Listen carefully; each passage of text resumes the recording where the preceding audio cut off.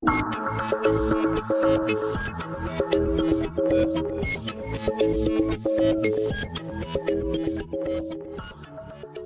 गरिमा को सादर प्रणाम करते हुए आप सभी को नमस्कार।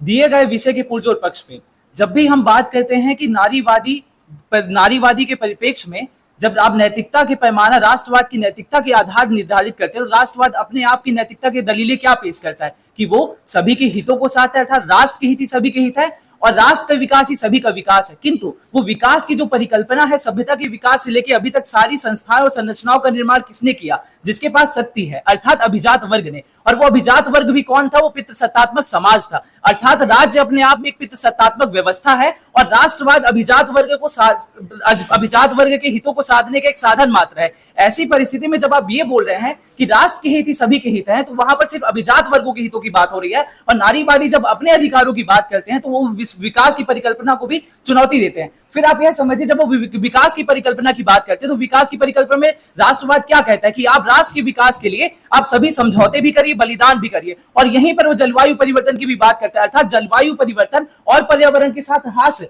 अलग अलग लिंगों को अलग अलग तरह से प्रभावित करता है। और इसी आधार पर नारीवादी इस चीज को चुनौती देती है कि विकास की परिकल्पना भी आपसे बलिदान और समझौते की बात कर रही है। और समाज ने भी समाज के विकास के लिए सदैव से नारियों से समझौते और बलिदान ही मांगे हैं। और यहीं से इको फेमिनिज्म का जो पूरा आइडिया है, चिपको आंदोलन है, वो बताता है कि कैसे विकास की परिकल्पना भी अभिजात वर्गों के हितों को अभिजात वर्ग के हितों को साधने का साधन मात्र है। फिर आप यह समझिए, राष्ट्रवाद अपने विकास के लिए नस्ल की पवित्रता पर बहुत जोर देता है। और यही कारण है कि जब दुनिया भर में देशों पर उनकी जनसंख्या वृद्धि दर कम हो रही है तो वो महिलाओं को बोलते हैं कि आपको हम सारी आर्थिक, राजनीतिक और स्वास्थ्य संबंधी नीतियां दे रहे हैं ताकि आप बच्चे पैदा कर सके। अर्थात राज्य भी यहाँ पर महिलाओं को अपनी जनसंख्या वृद्धि का दर प्राप्त बढ़ाने का एक साधन मात्र मान रहा है। और जब नारीवादी इस नैतिकता को चुनौती देते हैं कि आपका लक्ष्य हमारा साध्य नहीं, अभी तो हम सिर्फ साधन मात्र हैं राज्य के अस्तित्व को बचाए रखने के लिए, तो उसको भी चुनौती देता है। फिर राष्ट्रवाद का मुख्य लक्ष्य क्या होता है? आत्मसम्मान को भरना और गौरवशाली इतिहास। गौरवशाली इतिहास का निर्माण भी किसने किया? जिसके पास शक्ति है, अर्थात सिंहों का इतिहास। जब शिकारी लिखेंगे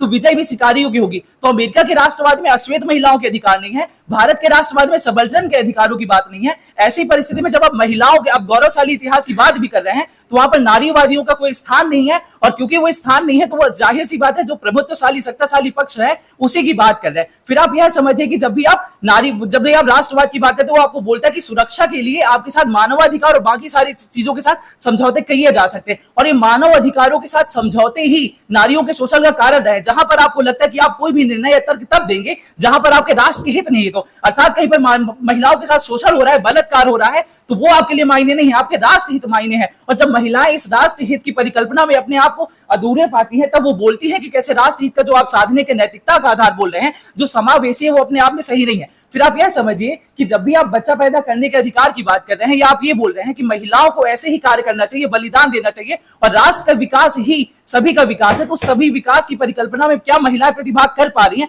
अगर नहीं कर पा रही तो नारीवादी मानते हैं कि विकास की परिकल्पना अधूरी है। धन्यवाद।